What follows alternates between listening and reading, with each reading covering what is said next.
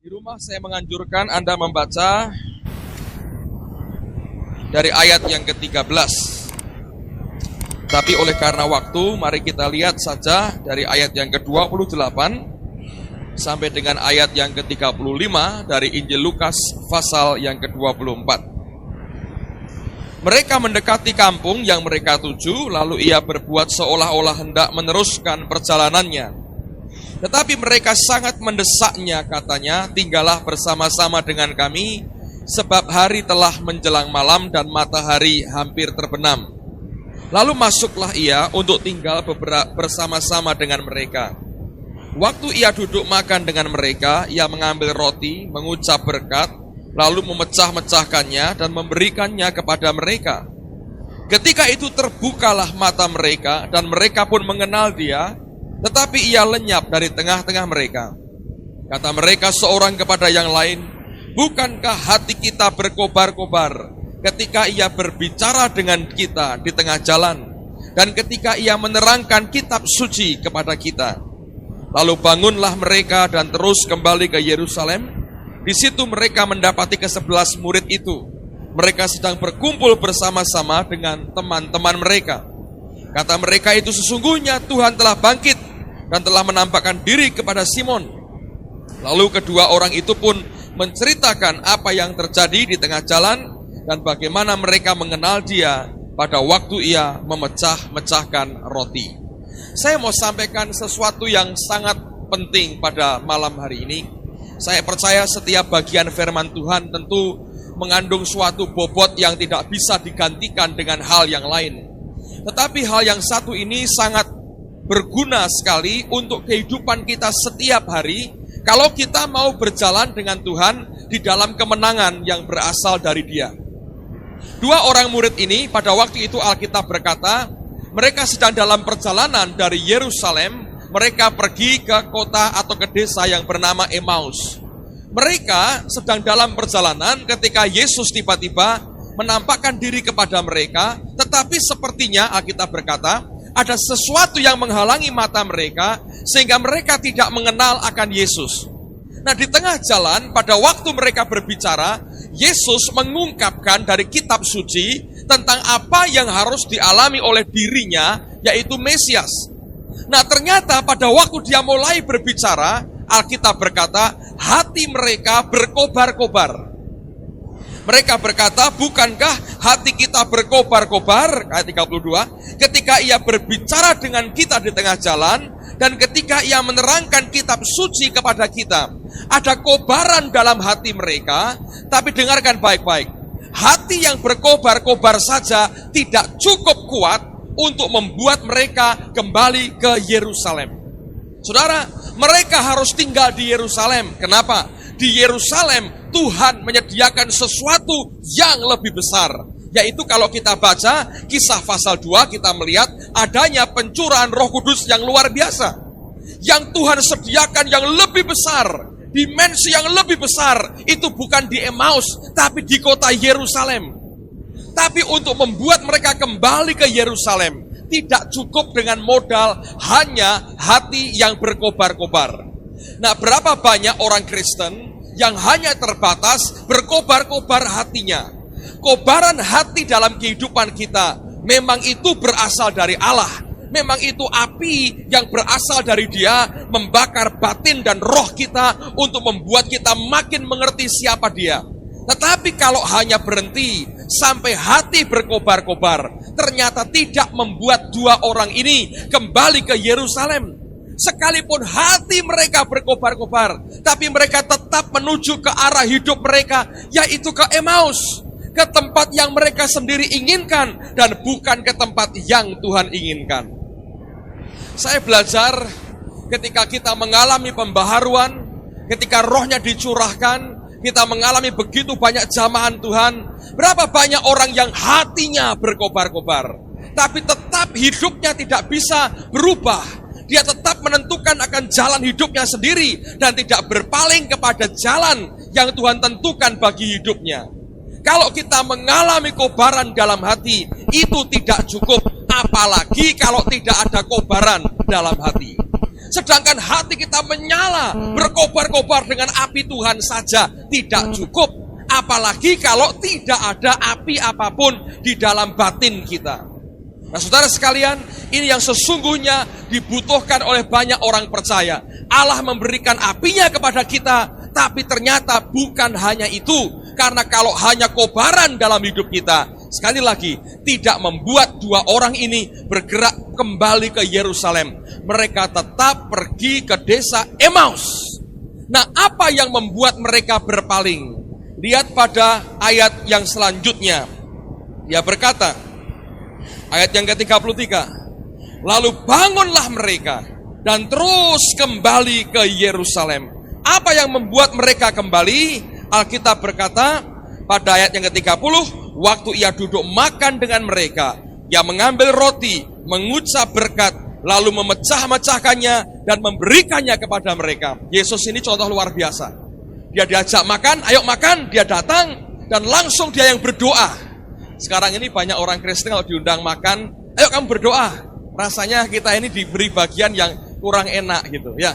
Biasa carikan orang-orang yang agak sedikit kurus dan berkata, kamu berdoa gitu, supaya kalau dia berdoa makan, dia agak gemuk sedikit, saudara. Jadi kalau orang dikasih bagian doa makan, mesti nyengir dulu, nyengir gitu, berkata, wah kok bagianku doa makan. Rasanya itu bukan tempat terhormat. Yesus ketika diajak makan, tanpa diperintah, dia yang berdoa mengucap berkat. Anda jangan lupa itu. Alkitab tidak berkata, maka Yesus nyengir dulu, lalu kemudian dia berdoa seenaknya. Tidak, saudara. Dia mengucap berkat, dia memecah-mecahkannya. Luar biasa. Dia yang melayani, dia yang meladeni. Mulai hari ini kalau Anda diundang makan orang, rebutan doa makan. Kenapa? Bukan karena rakus, tapi supaya seperti Yesus. Amen, saudaraku. Tapi jangan lama-lama doanya, saudara. Yang lain sudah kelaparan. Nah, Alkitab berkata, ayat yang ke-31, ketika itu terbukalah mata mereka, dan Alkitab berkata, mereka pun apa, saudara? Mengenal dia. Terbuka matanya dan mengenal dia. Dua kata ini, terbuka matanya dan mengenal, merupakan kata kunci dalam kehidupan kita. Setelah Allah memberikan kobaran apinya dalam kehidupan kita, maka hal yang berikutnya yang saya percaya Tuhan akan kerjakan adalah Dia akan membuka mata kita, lalu kita akan mengenal siapa Dia yang sebenarnya. Pewahyuan akan pribadinya akan membuat kita berkata, aku di jalan yang salah, aku akan kembali ke Yerusalem, di tempat di mana Allah menyediakan suatu dimensi berkat rohani yang lebih besar kepada kita, yang melihat akan siapa Dia yang sebenarnya. Penting sekali buat orang percaya memahami satu perkara ini. Kalau cuman hatimu berkobar-kobar, tapi matamu tidak terbuka melihat apa yang sesungguhnya Tuhan sediakan, dan terbuka memandang kepadanya yang membuat engkau mengenal Dia, kita tidak akan melangkah kembali ke kota Yerusalem. Padahal di Yerusalem Allah menyediakan sesuatu yang lebih besar. Kisah pasal 2 akan terjadi di mana rohnya dicurahkan dengan dahsyat, dan ketika mereka kembali, kalau Anda baca, Yesus menampakkan diri kembali kepada mereka. Luar biasa, saudara. Saya berdoa supaya pengertian ini betul-betul kita bisa cerna. Kalau tidak, kita hanya mengandalkan akan hati yang berkobar-kobar. Betul, Anda akan melihat bagaimana rohnya dicurahkan setiap kali kita menyembah Tuhan. Tapi hanya itu saja tidak cukup untuk membuat kita berbalik kembali ke kota Yerusalem. Saudara dan saya harus memahami dengan sungguh-sungguh bahwa hati yang berkobar-kobar saja bukan modal yang cukup Allah berikan itu. Tapi kemudian Dia mau apa? Dia mau buka mata kita untuk kita mengenal siapa Yesus itu dan mengenal akan Dia. Nah, saudara, saya berdoa supaya kita terbuka mata rohani kita untuk mengenal Dia. Sekarang lihat Kisah Rasul pasal yang ke-11. Kisah Rasul pasal yang ke-11. Saya akan membaca mulai ayat yang pertama. Anda baca di rumah bagus sekali pasal 10 dan pasal 11. Tapi saya ingin mempersingkat waktu saja. Mari kita lihat pasal 11. Ini dimensi baru yang dibuka oleh Tuhan kepada orang yang bernama Petrus. Kisah Rasul pasal 11. Lihat ayat yang pertama.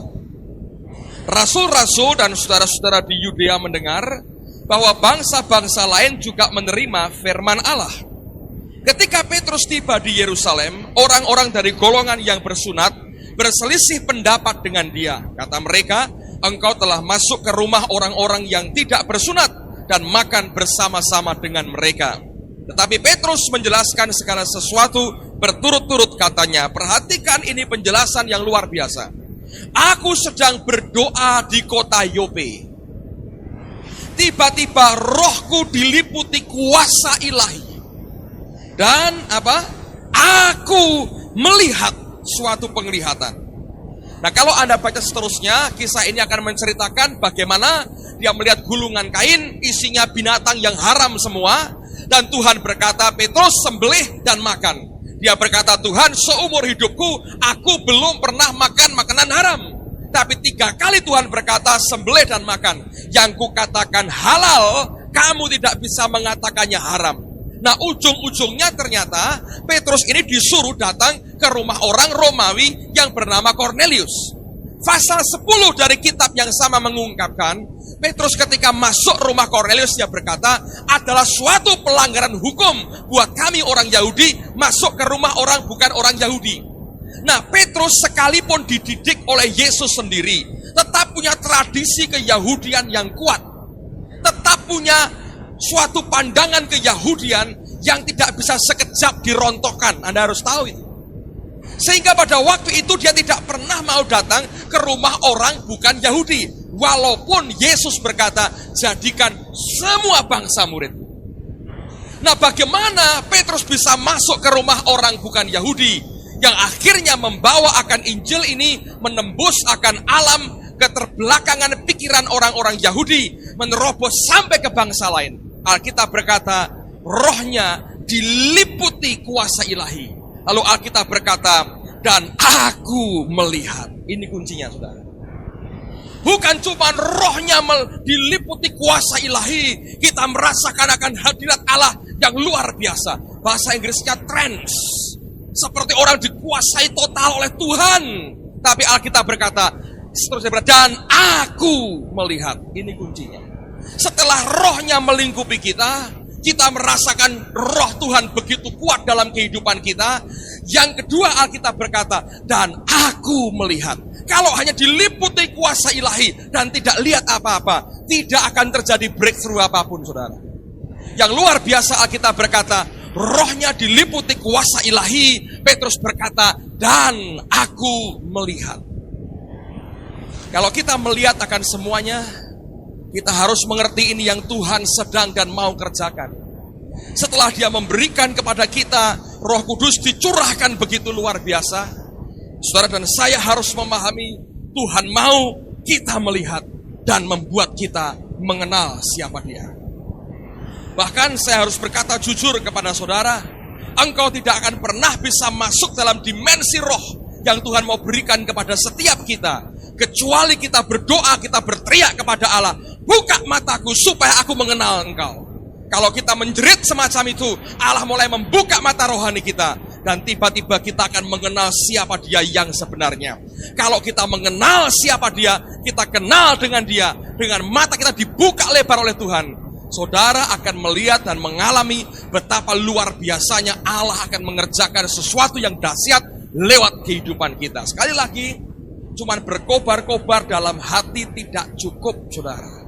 Allah akan membuka mata rohani kita dan kita akan mengenal siapa dia. Nah, sekarang mari kita lihat 2 Raja-Raja pasal yang kedua. Di sini kita bisa belajar dan sekaligus kita bisa melihat kesimpulan yang bagus apa yang terjadi ketika Elia dan Elisa berjalan bersama-sama. Lalu kemudian kita melihat bagaimana Elisa minta 2 bagian daripada roh Elia, double portion daripada rohnya Elia. Mari kita lihat 2 Raja-Raja pasal yang kedua. Perhatikan mulai ayat yang ke-9. 2 Raja-Raja pasal 2 ayat yang ke-9. Dan sesudah mereka sampai di seberang, berkatalah Elia kepada Elisa, mintalah apa yang hendak kulakukan kepadamu sebelum aku terangkat daripadamu. Jawab Elisa, perhatikan, biarlah kiranya aku mendapat 2 bagian dari rohmu. Berkatalah Elia, Yang kau minta itu adalah sukar, tetapi jika engkau dapat melihat aku terangkat daripadamu, akan terjadilah kepadamu seperti yang demikian, dan jika tidak, tidak akan terjadi. Sedang mereka berjalan terus sambil berkata-kata, tiba-tiba datanglah kereta berapi dengan kuda berapi memisahkan keduanya. Lalu naiklah Elia ke surga dalam angin badai. Ketika Elisa melihat itu, maka berteriaklah ia, Bapakku, Bapakku, kereta Israel dan orang-orangnya yang berkuda. Kemudian tidak dilihatnya lagi, lalu direngutnya pakaiannya dan dikoyakkannya menjadi 2 koyakan. Sesudah itu dipungutnya jubah Elia yang telah terjatuh. Lalu ia berjalan hendak pulang dan berdiri di tepi sungai Yordan. Ia mengambil jubah Elia yang telah terjatuh itu, dipukulkannya ke atas air itu sambil berseru, di manakah Tuhan Allah Elia?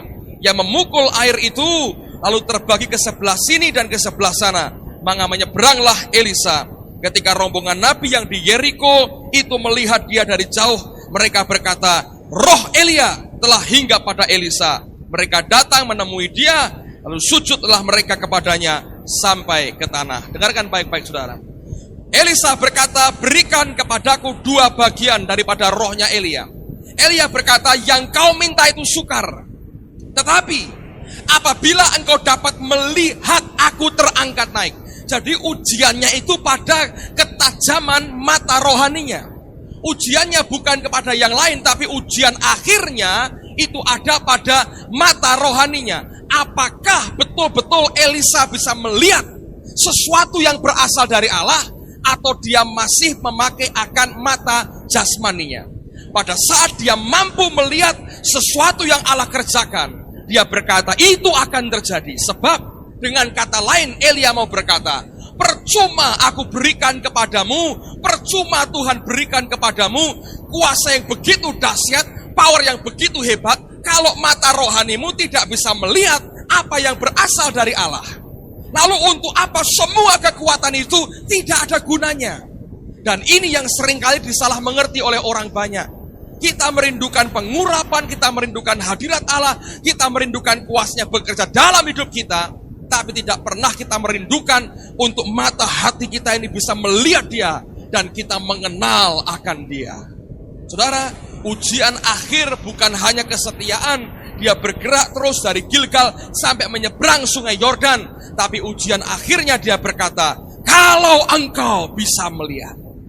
Karena pada waktu Elisa bisa melihat, Tuhan berkata, baik, kuasa itu turun karena engkau bisa melihat.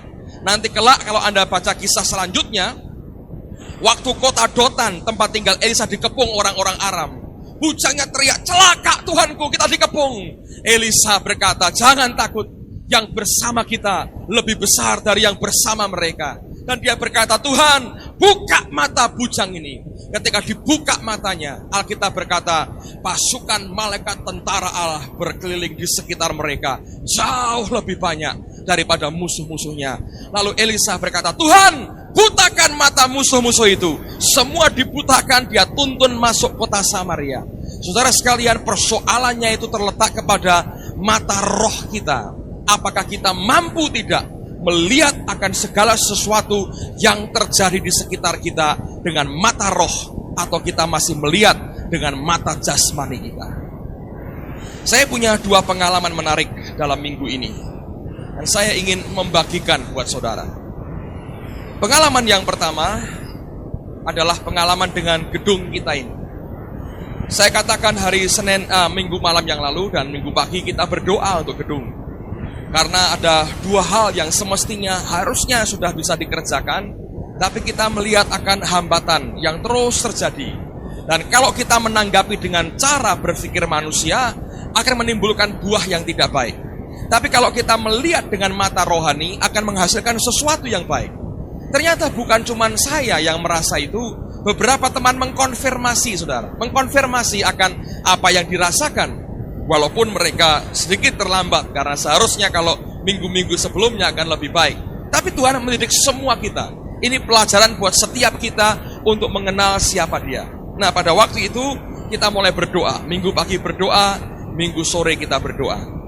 Dan akhirnya Senin pagi kita berdoa. Luar biasa. Senin pagi 6:30 semua sudah kumpul. Saya masih ketiduran di rumah, saudara.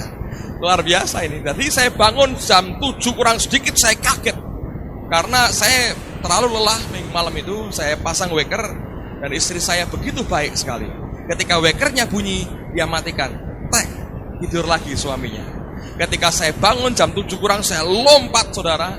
Gosok gigi, cuci muka, ganti pakaian, langsung ke gereja. Teman-teman sudah nunggu cukup lama dan para analis sepak bola kita dipimpin oleh Charlie sedang kumpul di ruang doa. Mereka belum bergabung, nunggu saya dan saya terlambat setengah jam lebih.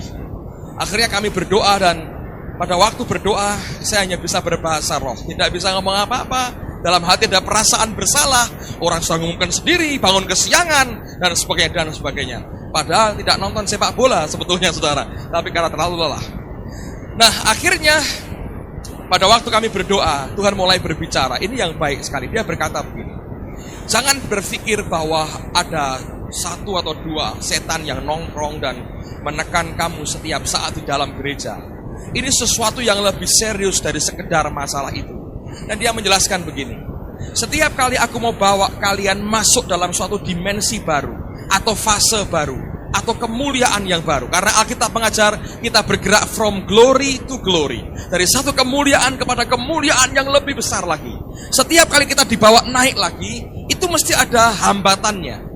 Nah, kalau kita bisa mengatasi hambatan di areal itu, di dimensi itu, kita bisa mengalami breakthrough, penjebolan. Waktu kita bisa menjebol areal itu, kita akan lihat suatu hasil yang luar biasa dari apa yang kita naikkan, kita kerjakan, kita gumulkan selama ini. Jadi akhirnya pada waktu itu kita bersyukur kepada Tuhan, lalu kita mulai berdoa.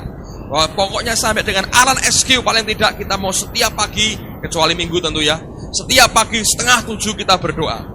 Tidak banyak orang dan memang tidak mau coba undang-undang orang lain, ayo doa. Kita mau flow aja, mengikuti apa yang Tuhan mau. Dan bukan berarti yang lain tidak rohani, memang kami nebeng doanya guru-guru sekolah minggu, itu aja persoalannya. Jadi kami biarkan aja dalam jumlah tidak terlalu banyak, dan seringkali hanya sejam setengah selesai karena sebagian harus kerja pada waktu pagi, harus berangkat kerja. Nah, saya merasakan bahwa ternyata doa-doa itu dipimpin Tuhan setiap hari. Kita bisa merasakan aneh sekali. Nah, yang Tuhan ajarkan begini, pada waktu kita mengalami kondisi semacam itu, tidak tahu kita mesti berbuat apa. Kalau kita terbiasa roh kita itu bergerak dengan Tuhan, kita akan cepat mengerti apa yang sesungguhnya Tuhan kehendaki di dalam kehidupan kita. Nah, biasanya kalau kita berdoa dengan bahasa roh, akan membuat roh kita itu makin peka, sensitif, langsung ngerti apa yang Tuhan mau. Kita mulai melihat sesuatu yang mata jasmani kita tidak bisa melihat. Anda bisa mengerti. Dan kita bersyukur kemarin sore meteran sudah dipindah, saudara.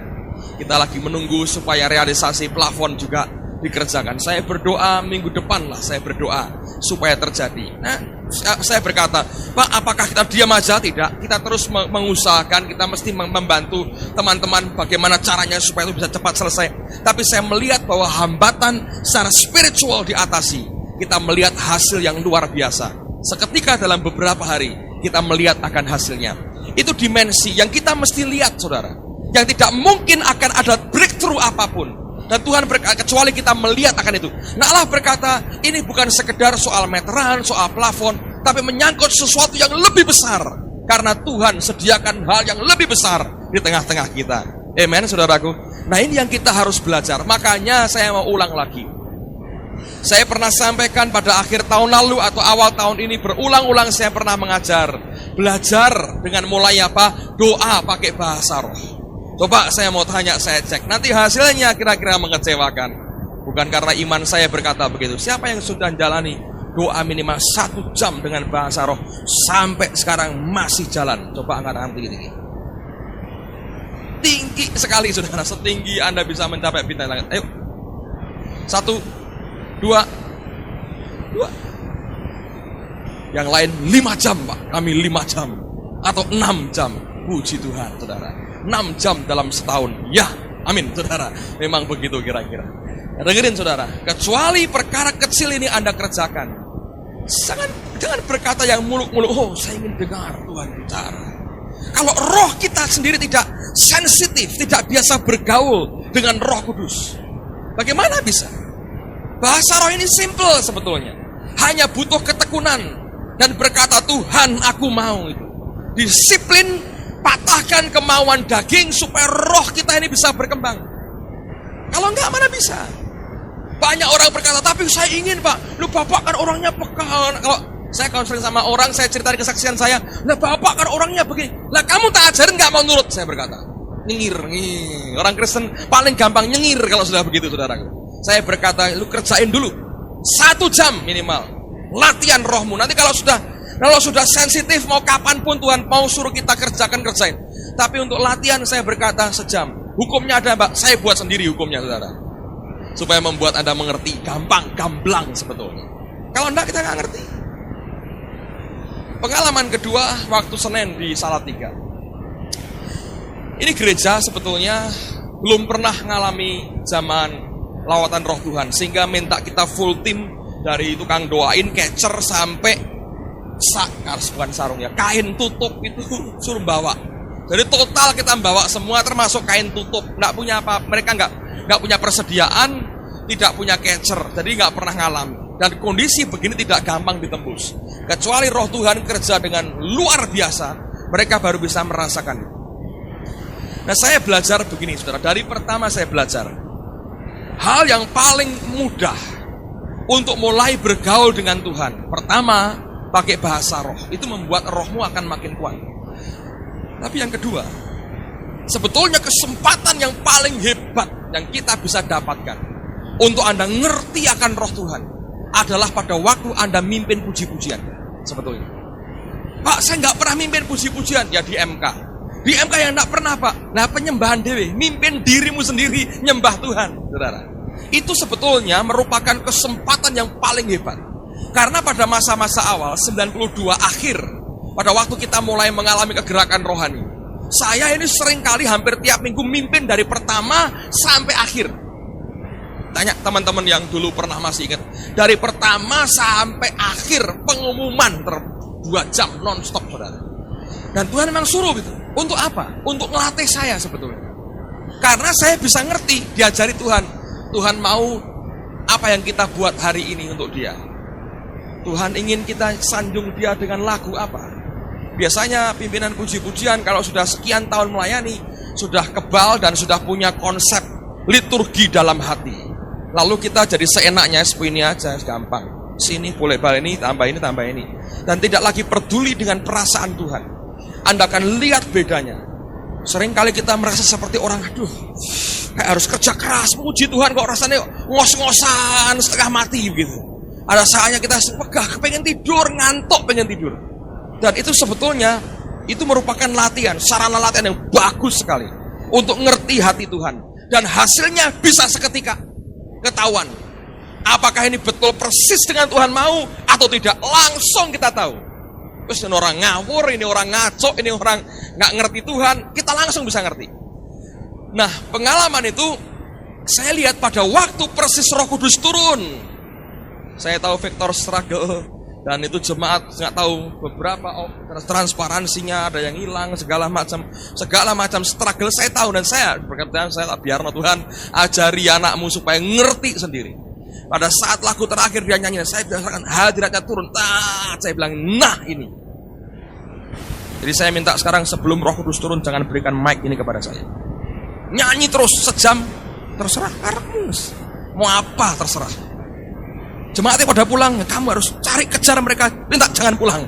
Sebentar lagi turun Roh Kudusnya. Karena sering kali bahayanya adalah kesel, sekian wae, parah nih ini Pak mic-nya. Paling gampang lah saudara ya. Saya berkata jangan begitu saudara. Itu merupakan saat kita latihan ngerti Tuhan itu seperti apa. Nanti Anda akan dengan gampang bergaul dengan dia. Main musik ya sama saja. Anda nggak beres, ketahuan dah ketahuan. Kok musik itu ekspresi di dalammu. Cuman kadang-kadang saya ngelihat banyak kelompok ya, bukan di sini aja. Kadang-kadang saya hanya tahu tapi berkata diem no. Nah, sekarang kalau Anda tak omongin terus tiap hari, bukan tambah baik, malah frustrasi kadang-kadang saudara. Lebih bagus diajari sesuatu yang lebih basic supaya bisa ngerti dan memperbaiki dan jadi bagus. Ya, anak ngomongin, jangan. Lama-lama nggak berani apa-apa, lumpuh akhirnya. Anda bisa mengerti itu. Nah, saya belajar dari pengalaman dan ternyata luar biasa. Betul-betul kepake itu sarung kain yang kita bawa, dan Tuhan kerja dengan bagus sekali. Dan saya lihat gereja itu dilawat Tuhan dan indah sekali. Saya bersyukur dengan apa yang Dia kerjakan. Belajar, kalau engkau bisa melihat, sekali engkau bisa melihat. Dan bagaimana kita melihat? Yang melihat bukan mata kita, tapi melihat yang di sini. Pada waktu engkau melihat, apa yang engkau lihat itu akan membuat engkau mengerti apa yang harus engkau lakukan. Ingat, hanya sekedar berapi-api, terbakar di dalammu tidak cukup, saudara. Tidak akan pernah cukup. Saya berdoa supaya kita berseru dan kita menjerit kepada Tuhan. Tuhan, beri supaya aku bisa melihat, supaya aku ini bisa melihat. Pak, susah sekali. Doa dulu pakai bahasa roh. Nggak bisa bahasa roh, Pak. Jangan cepat-cepat pulang makanya. Habis kebaktian cari teman. Aku belum dipenuhi Roh Kudus. Tumpangi tangan aku, doakan aku supaya aku penuh Roh Kudus dan berbahasa roh. Begitu dong, saudara. Ya toh? Langel, Pak. Tidak ada yang susah. Bisa. Di sini nggak bisa datang ke MK. Doakan 10 orang. Masa nggak bisa didoakan 10 orang? Mestinya bisa, saudara. Kalau kita sungguh cari Dia. Pada waktu kita menjerit, kita berseru kepadanya, sesuatu yang luar biasa kemudian akan terjadi. Nah, saudara, kalau kita bisa mengerti akan semuanya ini, saudara dan saya akan diajar Tuhan hari demi hari akan makin kuat. Banyak orang Kristen yang begitu lemah kondisinya, karena roh kita tidak pernah mau kita tempa. Kalau Anda berbahasa roh, yang bergerak, yang berbicara, yang berdoa itu rohmu, bukan jiwamu, bukan akal budimu. Waktu rohmu berdoa, rohmu menjerit kepada Allah, rohmu berseru-seru kepadanya, saudara akan melihat roh itu akan makin kuat, dan makin terbiasa bergaul dengan Roh Kudus. Lalu kalau Dia mulai berbicara, Dia mulai bergerak sesuatu, dengan cepat kita akan tahu apa yang Dia mau. Saya berdoa pada waktu kita ngerti ini, kita akan kenal pribadinya. Anda akan tahu cara kerjanya. Anda akan melihat siapa Dia yang sebenarnya. Dan dengan semua ini Anda akan cepat ngerti betul apa yang harus engkau lakukan. Nah, Selasa kemarin, waktu di MK-nya Pak Ardian di Taman Maluku, saya sharing dengan teman-teman. Kebetulan itu syukurannya, ulang tahunnya Pak Alex, saudara. Syukuran tahap pertama katanya, saudara. Tahap kedua buat Pak Alex, si Surabaya sudah sekali, ini tahap kedua. Tahap ketiga, undangan menyusul, saudara. Kalau ada undangan. Bagus sekali, saya diberkati sekali, dan itu MK isinya orang pintar masak semua, dari kita pesta kebun katanya, saudara. Sampai jam 10 malam dan tidak terasa. Bagus sekali, saya diberkati. Dan kemudian ada pengalaman baik yang saya ceritakan, karena dari sharing-sharing itu mereka banyak sharing tentang apa yang diajarkan hari Minggu tentang iman. Lalu saya cerita akan apa yang pernah saya alami dengan Tuhan. Saya cerita begini, pada waktu saya dapat panggilan jadi hamba Tuhan. Waktu itu pandangan orang tentang pendeta tidak seperti sekarang. Sekarang sedikit berubah, dulu tidak seperti sekarang. Dulu kalau orang dengar nama pendeta, asumsi mereka adalah orang-orang yang tak ada duit, golongan tidak punya uang, golongan tak berduit, kira-kira begitu tuh pandangan orang. Jadi mau punya mantu pendeta itu kalau nggak terpaksa itu biasanya nggak mau, saudara, karena ini mas percuma, ini nggak bisa dapat duit. Kerjanya memang sembayang, memang dasinan tapi duitnya rano, gitu. Kadang-kadang orang hanya berkata begitu, saudara. Jadi makanya orang tidak mau, dan itu yang terjadi. Sehingga saya ngerti akan pandangan teman-teman di sekitar dan orang-orang sekitar saya punya pandangan seperti itu. Tapi saya ini banyak membaca buku dan saya dengar banyak kesaksian dari hamba-hamba Tuhan di luar areal tempat kami tinggal dan di Semarang ini. Dan saya melihat akan kesaksian hidup mereka yang luar biasa. Bagaimana hidup mereka diberkati. Saya bilang, loh, kalau begitu tidak selamanya dong hamba Tuhan seperti yang dibayangkan dan seperti yang aku lihat setiap hari di sekitar saya. Akhirnya saya menemukan satu konklusi, kesimpulan begini. Kalau saya tahu apa yang artinya yang namanya iman itu. Kalau saya tahu apa artinya iman itu. Iman itu kayak apa? Rasanya iman itu seperti apa? Beres hidup saya. Aku mesti hidup diberkati. karena semua tergantung Tuhan. Lalu sejak itu saya mulai tanya ke banyak hamba Tuhan, Pak Pendeta, iman itu apa? Hampir semua jawab Ibrani 11 ayat pertama. Saya bilang saya apal itu, tapi rasanya beriman itu pi. Gak ada yang jawab. Ya piye ya? Saya bilang kalau misalnya saya ini pengen sepeda motor, saya kepengen sepeda motor, saya berdoa, biar beriman piye carane?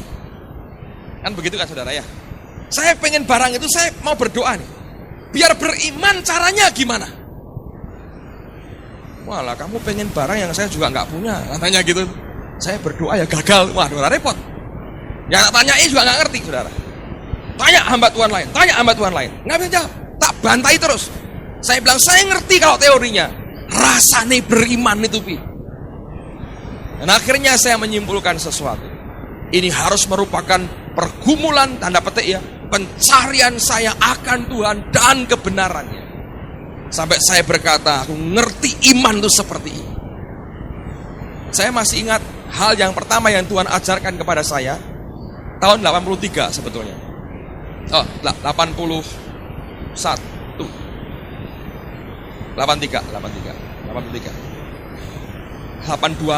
82 akhir tepatnya. Pada waktu itu di kantor kami yang lama ada brosur yang ditempelkan di dinding tentang publikasi tentang konferensi para penginjil keliling di seluruh dunia, dibuat di kota Amsterdam di Belanda. Penyelenggaranya Billy Graham. Nah pada waktu itu saya baca akan publikasinya, menarik sekali. Lalu saya berkata begini, Tuhan, kalau boleh saya ini pengen ikut. Ya saya masih kuliah, belum masuk hitungan sebetulnya. Kalau boleh saya mau ikut. Satu, ini tentu rohani dan bagus. Dua, mau jalan-jalan ke Eropa, saya mau lihat negara Londo. Londo 3,5 abad di sini kok belum pernah lihat negara Londo. Saya bilang saya mau lihat negara Londo. Nah saya kuliah sejarah, tiap hari di sini Belanda, Londo terus. Saya bilang saya pengen lihat negara Londo. Lalu akhirnya saya berdoa malam harinya. Saya masih ingat, saya doa di ruang tamu rumah orang tua saya. Duduk saya di lantai. Saya bawa Alkitab yang lama yang saya masih pegang sekarang ini. Lalu kemudian saya sembahyang. Tuhan kalau boleh, saya pengen ikut. Tiba-tiba saya buka Alkitab saya temukan kalimat dalam surat Timotius. Lakukanlah tugasmu sebagai pemberita Injil. Dan ternyata itu ayat yang dipakai sebagai tema daripada konferensi itu. Dan ketika saya baca itu ayat berbicara nyentak hati saya. Saya bilang, ya Tuhan, saya daftar. Sejak itu saya tahu dari mana iman itu kita bisa dapatkan. Lalu kemudian saya daftar, saudara. Sekian bulan kemudian, betul-betul Tuhan beri apa yang Dia mau. Saya diterima, datang juga akhirnya ke negara Londo, saudara. Ikut konferensi para penginjil seluruh dunia tahun 83. Di tempat kami ada 2 orang yang ikut pada waktu itu, pimpinan yayasan dan saya sendiri. 3 tahun kemudian ada mungkin 7 atau 8 orang dari kami berangkat. Pak Timotius, Bu Yuni, tapi sampai sekarang belum jadi penginjil ya mereka. Belum tuh, nggak tahu sudah ikut konferensi belum jadi penginjil dan nggak tahu kemana malam ini. Dan beberapa teman-teman yang lain itu mereka pada berangkat ke sana dan dibayari. Mungkin satu kali Tuhan akan berkata kepada mereka, kamu sudah pakai uangku untuk konferensi dan kamu belum jadi penginjil sampai hari ini. Ayo kembalikan. Mungkin begitu. Tapi saya nggak tahu. Tapi yang saya alami itulah sejak itu memang saya berkata, oh iman. Terus diajar lagi. Ini yang sebetulnya membuka mata kita untuk melihat dan akhirnya membuat kita mengenal akan Dia. Saya berdoa saudara, supaya kita bergerak dengan cara yang sama. Lihat Yohanes pasal yang ke-8. Yohanes pasal yang ke-8. Lihat akan perkataan Yesus pada ayat yang ke-37 dan ayat yang ke-38. Nanti di rumah Anda baca Ibrani 11 ayat 31. Didoakan untuk hari Minggu. Mari belajar iman lebih jauh lagi. Imannya Rahab. Ya, di rumah dibaca ya, Ibrani 11 ayat 31. Nanti Anda sembahyang minta Tuhan mewahyukan dalam hidupmu, Anda akan terima sesuatu yang luar biasa. Nah sekarang Yohanes 8, 37 dan 38. Ya Lydia, jangan kapok. Kamis, Jumat, Sabtu, Minggu. 3 hari lah, baca. Ya, pewahyuan akan lebih bagus. Yohanes 8, 37. Aku tahu bahwa kamu adalah keturunan Abraham. Tetapi kamu berusaha untuk membunuh aku, karena firmanku tidak beroleh tempat di dalam kamu. Apa yang kulihat pada Bapa, dengarkan ini, itulah yang kukatakan. Dan demikian juga kamu perbuat tentang apa yang kamu dengar dari Bapamu. Tuhan berkata, apa yang aku lihat pada Bapa, itu yang aku katakan, itu yang aku lakukan. Karena matanya terbuka, melihat akan apa yang Bapa lakukan dan Bapa katakan. Dia tinggal mengucapkan apa yang dia lihat ada pada Bapanya. Saudara, betapa pentingnya kalau mata hati kita dibuka oleh Tuhan. Hanya berapi-api terbakar di dalam tidak cukup.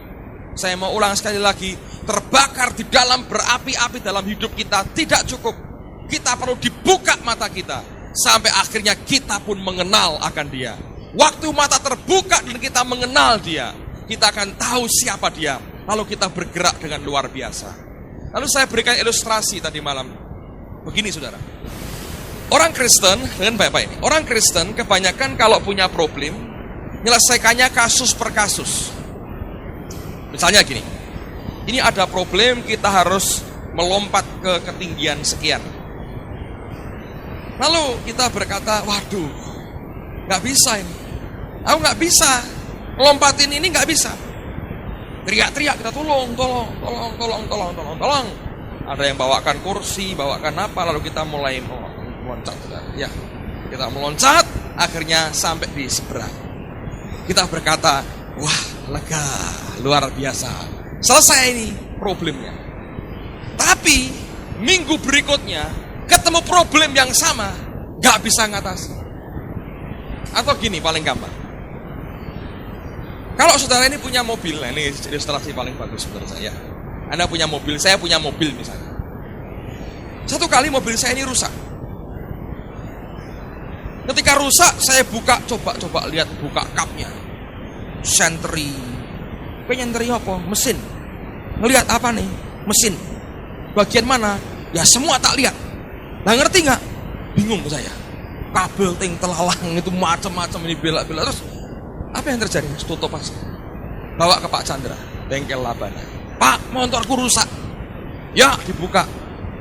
Bapak tunggu dulu, minum dulu. Ya betul itu. Coba, jadi. Pak pulang Pak. Coba, wah jadi selesai problem saya.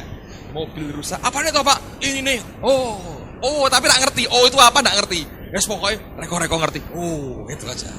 Tapi yang penting mobil saya jalan lagi. Pura-pura tanya, apa nih toh? Gitu. Jelaskan ininya. Oh, nggak ngerti apa-apa. Sudah, tutup lagi, jebret, jalan. 2 bulan kemudian rusak lagi. Buka lagi kapnya. Senternya lebih gede. Tambah bingung. Apa nih? Oh, bentuknya ya sama, saudara.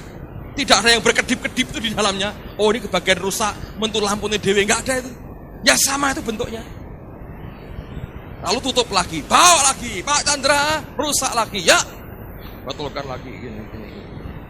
Sudah Pak, apa nih toh Pak? Ya dulu lagi kayak dulu. Oh ya, ngerti. Oh memang penyakitnya di situ. Tapi saya bisa nggak nanggulangi ini? Nggak bisa. Problemnya sama, saya teriak-teriak, tolongin. Bahkan kalau Pak Chandranya sibuk, harus Pak, aku sudah lungoy. Harus. Nggak bisa nabrak orang lain. Gak ditolongin ngamuk malah. Nolongin aja nggak mau. Kita kan Kristen. Pakai begitu saudara. Ya. Tapi problemnya sama. Kita nggak bisa ngatasi. Kita teriak-teriak. Kapan saya bisa ngatasi? Kalau saya mau ambil buku manualnya, buku pegangan mobil ini, buka lagi, lalu saya magang setahun, 6 bulan lah, jangan lama-lama. Pak Chandra, saya mau magang di bengkel ini, gak usah mbok bayar. Tapi saya mau lihat, mau ikut kerja cara orang reparasi mobil. Lalu saya belajar. Ya kotor semua, tangan, pakaian. Saya belajar, oh mobil itu begini tuh. Kerjanya ini begini, ini begini, ini begini. Akhirnya saya ngerti. Waktu saya ngerti, satu kali mobil saya gangguan lagi. Saya berkata, kira-kira bagian yang sama. Tapi saya sudah belajar 6 bulan, saudara. Lalu saya lihat, nah betul, ini mesti begini, ini begini, ini begini. Dari pengalaman saya magang 6 bulan, iya masukkan, coba, jadi. Hari itu selesai persoalan saya. Nah, iman dengan Tuhan, pengenalan akan Allah, tanda petik lagi ya, mirip skill rohani, keterampilan rohani. Sekali itu kebuka pada kita, Anda nggak perlu khawatir. Saudara bisa mengerti itu. Saya tidak perlu khawatir, Anda akan tahu apa yang harus Anda buat. Waktu kami ke Cilacap beberapa tahun lalu, saya semobil dengan Pak Chandra. Di tengah jalan lampunya nggak tahu kenapa itu mati. Cuma dalam hati saya bilang, tenang. Oh, di samping saya ini orang ahli mesin mobil. Akhirnya itu hidup karena apa? Nemu kabel di tengah jalan, saudara. Nggak tahu diapakno itu kabel itu gembletak di tengah jalan. Kabel dibuang, dia bisa ngolah begitu rupa, nyala lagi lampunya. Luar biasa. Karena apa? Skill sebetulnya. Mungkin bongkar pasang nggak karu-karuan, saudara. Sekedar biar hidup sementara. Tapi akhirnya merusak banyak hal. Tapi kalau kita mau belajar, kenal dia, siapa dia yang sebenarnya. Akhirnya kita akan kenal dia. Ngerti. Problem yang sama muncul, Anda punya skill. Oh, di tempat lain rusaknya nggak apa-apa. Aku tahu siapa Allahku. Aku kenal siapa dia. Cara kerja Tuhan itu begini. Jalan pikirannya itu begini. Teriakan banyak orang berkata, aku ingin mengenal jalan pikiranmu. Dia punya sistem jalan pikiran yang berbeda, yang sangat khusus dan berbeda. Sekali kita mengenal dia, kita kenali dia, kita ngerti dia, itu skill. Anda bisa kerjakan semua hal dengan begitu gampang. Bukan karena kekuatan kita tentu, tapi karena anugerahnya. Jadi kalau Anda nggak cari Tuhan hari-hari ini, dengerin ya, saudara yang masih muda-muda, ini kan belum ada problem toh. Semua problem yang muncul dalam hidup anak muda, sebagian besar karena Anda buat sendiri. Sekolah, wegah-wegahan belajar, nilainya E terus. Itu kan problem buat sendiri tuh. Ya toh? Belum waktunya cari-cari jodoh. Akhirnya dibalangi waktu wong kampung. Itu kan Anda cari sendiri toh persoalan itu, ya kan? Itu problem yang Anda cari sendiri. Yang seperti saya bilang minggu lalu, sandalan jepit mau kawin, saudara. Itu kan Anda cari sendiri toh problemnya. Basically secara basis Anda tidak punya problem. Wong makan tinggal pulang rumah, orang tua sudah nyediakan. Ya memang bisa Anda suka atau tidak suka, tapi yang penting di meja sudah ada makanan. Listrik tinggal nyalakan lampu kok. Anda tidak perlu bayar kok. Paling bayar ke PLN, tapi yang bayar tuh orang tuamu, ya kan saudara? Air tinggal make. Minum tidak usah diregani kok. Mah, aku tak njaluk teh mah ya. Cepek regani, masak gitu kan tidak ada. Semua Anda tinggal minum. Ya kan, bukan di rumah makan. Semua disediakan. Problemnya apa? Sebetulnya loh, sebetulnya. Jadi itu sebetulnya paling tidak kita tuh nggak, orang-orang ini nggak ada punya persoalan, saudara. Coba orang tua kita kalau ngeboni terus kita kan repot, dikasih bon terus kan repot kita. Nah, kalau Anda belum punya persoalan, Anda harus kenali dia. Mobil belum rusak tadi, kalau Anda betul-betul ingin. Nah, saya sebetulnya kalau mobil juga tidak pengen ngerti terlalu banyak juga, saudaraku ya. Tapi misalnya Anda pengen ngerti seperti mobil tadi, saya beri gambaran aja. Seperti mobil tadi Anda ingin tahu, ya mumpung belum rusak, dibuka buku manualnya, pelajari. Ngerti, satu kali kelak saya punya problem atau menghadapi ujian dari Tuhan, apa yang harus saya lakukan? Kenali dia. Nah kalau Anda tinggal santai, suruh ngono popo, lihat aja nanti begitu ada persoalan, monteng hidup kita, saudara. Tapi kalau dari sekarang belum ada apa-apa, cari Tuhan segenap hati, Anda akan lihat hasilnya. Ketika engkau bertumbuh dewasa, tiba-tiba engkau tahu luar biasa Tuhan itu dalam kehidupan kita. Ngerti ya? Nah ya sudah, kami sudah terlanjur kerja Pak, sudah terlambat ini. Oh tidak saudara, malah ada bagusnya juga. Bagusnya sambil Anda menghadapi problem, Anda harus kenali Tuhanmu. Pertaruhannya hidupmu. Dicepit oleh keadaan, mau tidak mau, mesti survive. Harusnya Anda jadi orang nekat, cari Tuhannya. Atau, karepe, terserah lah itu saudara. Kalau Anda berkata, enggak, saya mau kenali dia, Anda kenali dia, Anda belajar, Anda ngerti dia, memahami dia, luar biasa. Anda bisa ngerti itu. Istri saya kemarin membisikkan ayat di telinga saya, saudara. Saya mau bacain buat saudara, ini bagus sekali. Ayo buka yang terakhir, saudara. Kejadian pasal 50. Atau mau khotbah sendiri? Enggak mau. Kejadian 50. Ayat 15 mulai. Ini orang yang ngerti, kenal betul siapa Allahnya, ya. Kejadian 50 ayat 15. Ketika saudara-saudara Yusuf melihat bahwa ayah mereka telah mati, berkatalah mereka, boleh jadi Yusuf akan menendam kita dan membalaskan sepenuhnya kepada kita segala kejahatan yang telah kita lakukan kepadanya. Sebab itu mereka menyuruh menyampaikan pesan ini kepada Yusuf. Sebelum ayahmu mati, ia telah berpesan, beginilah harus kamu katakan kepada Yusuf, ampunilah kiranya kesalahan saudara-saudaramu dan dosa mereka, sebab mereka telah berbuat jahat kepadamu. Maka sekarang ampunilah kiranya kesalahan yang dibuat hamba-hamba Allah ayahmu. Lalu menangislah Yusuf ketika orang berkata demikian kepadanya. Juga saudara-saudaranya datang sendiri dan sujud di depannya serta berkata, kami datang untuk menjadi budakmu. Tetapi Yusuf berkata kepada mereka, janganlah takut, sebab aku inikah pengganti Allah. Luar biasa. Kalau Anda punya dendam, ya, Anda mau balas dendam, saudara itu jadi penggantinya Allah. Yusuf bilang, pengganti Allahkah aku ini? Jadi kalau Anda mengampuni, itu sudah baik. Artinya memang kita ini rumongso, bukan Tuhan.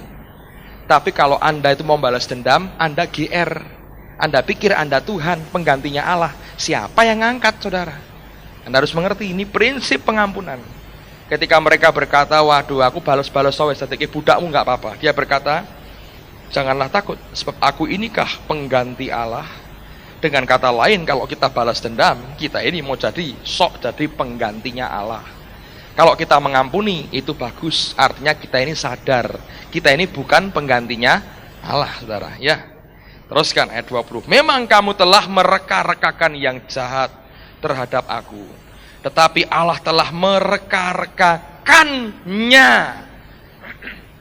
Bahasa Inggrisnya intended it, untuk kebaikan, dengan maksud melakukan seperti yang terjadi sekarang ini, yakni memelihara hidup suatu bangsa yang besar. Jadi janganlah takut, aku akan menanggung makanmu dan makan anak-anakmu juga. Demikianlah ia menghiburkan mereka dan menenangkan hati mereka dengan perkataannya. Dengerin saudara. Saudara-saudaranya mereka-rekakan yang jahat. Allah mereka-rekakannya, nyanya itu apa? Nyanya itu ya reka-rekaan mereka itu. Jadi gini saudara, rupanya begini. Tuhan kan tidak bisa, memang tidak mau, karena Allah memberikan free will, kehendak bebas buat setiap kita. Oke? Jadi kalau Anda hidup di dalam Tuhan dan kenali Allahmu, Anda akan ngerti seperti Yusuf ngerti. Ini sebagai contoh aja. Kehendak jahat itu bisa terjadi, timbul pada orang-orang atas kehidupan kita. Bisa nggak? Bisa. Dan Tuhan memberikan free will, terserah mau kehendak jahat, terserah. Itu niat hatimu. Tapi kalau kita ini hidup dalam rencana Allah yang besar, seperti Yusuf berkata, nanti rencana jahat mereka direncanakan lagi oleh Tuhan. Loh, hebat loh. Mereka merencanakan X. Tuhan lo mikir, oh X ya, X baik. Tak rencanakan dari X ini jadi kebaikan. Anda pernah lihat program TV Australia nggak yang sore atau pagi itu ya? Program anak-anak. Jadi ada cuman orang suruh ngasih coretan gambar, nyoret aja. Set apapun, nyoret apapun. Nanti tukang lukis ini bisa membuat coretan yang tidak ada aturan itu dibuat jadi begitu rupa. Dari coretan itu dia bisa mereka, coretan yang tidak ada artinya dia bisa mereka jadi gambar yang begitu bagus. Lah Tuhan itu kayak begitu saudara. Kalau ada orang merekakan jahat kepadamu, engkau tinggal di dalam dia, engkau kenal dia, engkau tenang, engkau berkata, semua rencana jahat orang, engkau pakai, engkau manfaatkan untuk jadi rencana yang baik buat saya. Loh hebat lah Tuhan. Nah kurangnya apa? Nah kalau Anda bisa kenal Allah yang begitu saudara, hebat nggak hidup kita ini? Mestinya luar biasa. Mestinya banyak hal yang besar yang Tuhan akan sediakan buat kita. Jadi sekali lagi malam ini saya mau berkata, hanya hati berkobar-kobar, semangat, semangat, semangat, tidak cukup. Semua itu berasal dari Allah. Tapi biar kita meneruskan lagi, izinkan Tuhan membuka mata kita. Lalu biar kita mengenal akan Dia. Nah, waktu kita kenal siapa Allahmu, engkau akan mengerti dengan pasti bahwa Tuhan itu luar biasa. Dan apapun yang dihadapkan ke hadapan kita akan bisa mengatasi dengan baik bersama dengan kekuatan Tuhan yang senantiasa bersama dengan kita. Amen, saudaraku. Haleluya. Nah, hari Minggu Ibrani 11:31 dibaca. Iman dari Rahab, dan kita akan belajar sesuatu yang menarik dari Tuhan. Dan saya ingin supaya semua kita tumbuh dalam Tuhan. Ada sebuah lagu yang bagus sekali. Sudah saya nyanyikan minggu lalu dalam bahasa Inggrisnya, tapi tidak tekan, saudara. Kenapa? Kita nggak ngalami. Kalau kita nggak ngalami, terlalu berat, tidak akan pernah bisa, karena itu hanya keluar dari mulut, tidak keluar dari hati. Bahasa Inggrisnya kalimatnya terlalu dalam, dan itu kata-kata itu yang kemudian membawa Madam Guyong masuk penjara. Lalu kita dengan cengar-cengir mau nyanyi di sini tidak akan pernah bisa. Ini adalah terjemahannya, dibuat lebih soft, lebih rendah sedikit kualitas dan bobotnya. Tapi mungkin lebih baik buat kita karena belum tekan.